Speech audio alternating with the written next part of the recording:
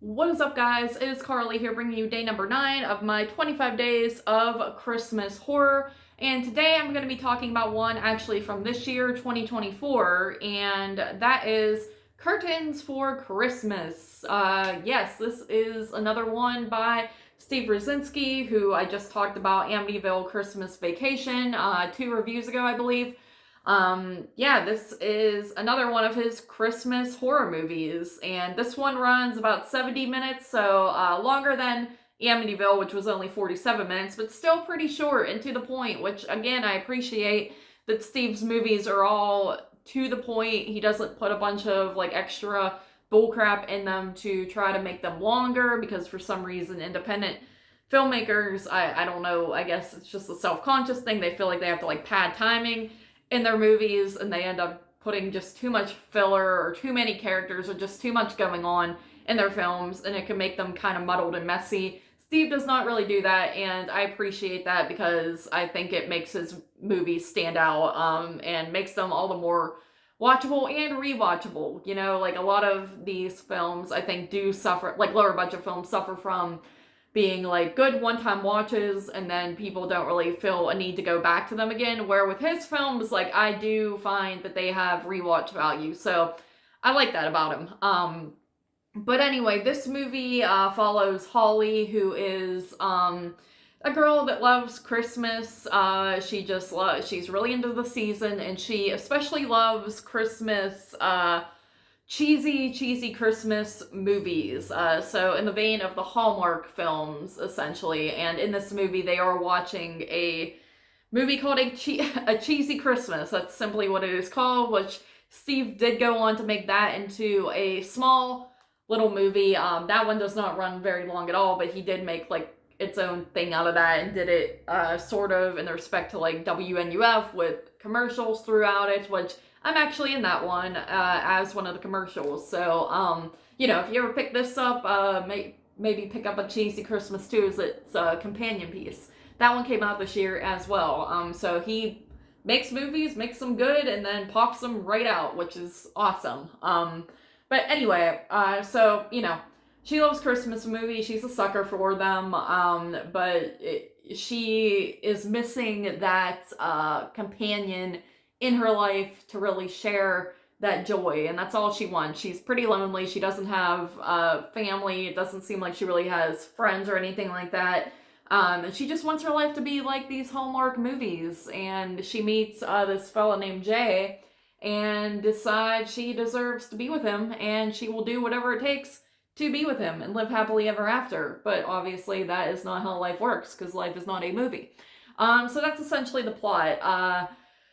And, you know, first of all, I think it's cool, you know, the cover, based on the cover, and then just, like, the synopsis on the back, picture, like, nothing in the, you know, it's not very much, well, she is holding a knife, but there's, like, a death scene, but, the cover itself, and the title, and stuff like that, you know, you don't really, it's not, like, this is gonna be a horror movie or anything like that. It kind of starts out, at the beginning, playing, like, just, like, some lonely romantic wanting to find love, but then she does have a boyfriend already who is not that into the holidays like she is, and, you know, she kills him. Like, it's like the first few minutes of the film. And it is funny because she says, like, it's curtains for Christmas, and then she's like, I do need curtains for Christmas now.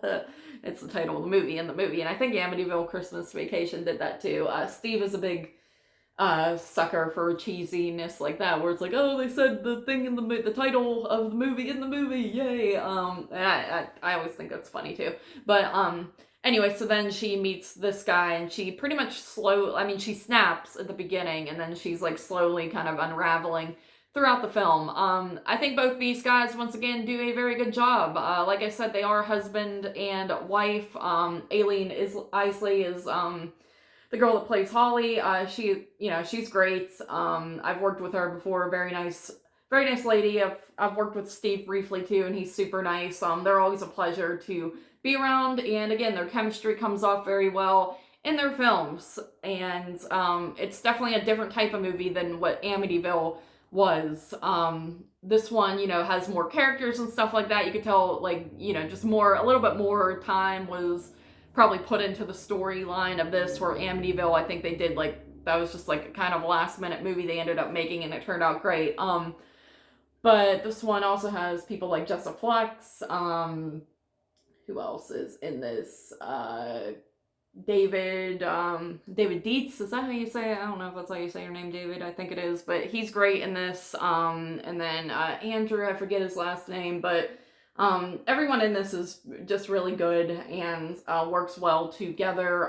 There's a decent amount of kill scenes in it that I think are done well, and again, it kind of gets to the point, like it's like kill after kill, and it's funny. It's another horror comedy, which I think pretty much all his stuff is, but there's actually a few laugh out loud moments throughout this that I really enjoy, and you know, again, I'll go back to this movie for that alone. Like, it's funny, and the comedy kind of holds up to where I feel like I'll get a chuckle each time I watch it. So I appreciate that. That's kind of a rarity, especially with comedy. Comedy can be hard because everyone has their different views of comedic stuff, but I think his comedy works for me, so I'll continue to watch his stuff just for that. But yeah, again, this one, you know, it's heartfelt, funny, gory, has a good storyline, has a lot of nods to other Christmas movies. Again, like Steve and Aileen, they both enjoy their Christmas movies, and that reflects in this. You get like Home Alone references, I think like Christmas Vacation is usually referenced in all these. Again, the Hallmark movie stuff, which I'm not a big fan of those movies at all, but I think it's like funny to see them parodied. That's always comedic to me.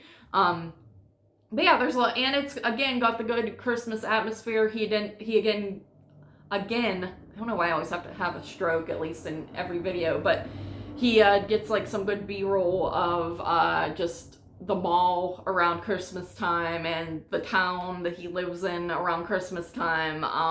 And of course, we're both from Pennsylvania, so definitely fits the vibe I'm used to, where there's like a lot of snow. A lot of times around here, it doesn't really snow too much around Christmas, unfortunately, but once you get into like January and stuff, there's like a ton of snow on the ground. But yeah, he has a good winter setting going on in here that works quite well. And yeah, this is good stuff. I recommend this one too. Yeah, I think this one and Amityville are pretty much neck and neck for me. I think I might have said, or in my head I might have thought, you know what, I think I like Amityville more than this one, like as far as like the funny aspects go, but then again, this one does have more story, more fleshed out, more just like settings and stuff like that. Amityville is pretty much just in that one house, and it's pretty much just following those two characters for the most part, but yeah, so very different films. I think I will go back and forth on which one is my favorite, but I would give this an 8 out of 10, which I think I gave that to Amityville as well. But yeah, 8 out of 10 for Curtains for Christmas. Again, recommend it, checking it out. His movies are pretty easy to pick up. Some are on Tubi. I know this is not, but like his Carousel movies I think are. But again, you can go to silverspotlightfilms.com or stevebuster.com. I think Silver Spotlight is where you can buy like the physical copy, and then Steve Buster, if you want just like digital way of watching it, it's on there. So definitely check it out if you have not and you enjoy supporting independent horror. Of course, I know these people, so maybe there's a little bias, but at the same time, I genuinely think they're probably some of the best independent filmmakers around. You know, they make, like I said, they make their movies very quickly usually, and on smaller budgets, and they manage to get out a good product with good acting, good scenery, and it looks like a movie. You know, it doesn't look like someone just filmed it in like their garage like in 2 seconds. So yeah, recommend it. 8 out of 10. Thank you guys for watching, and I will see you tomorrow for day number 10.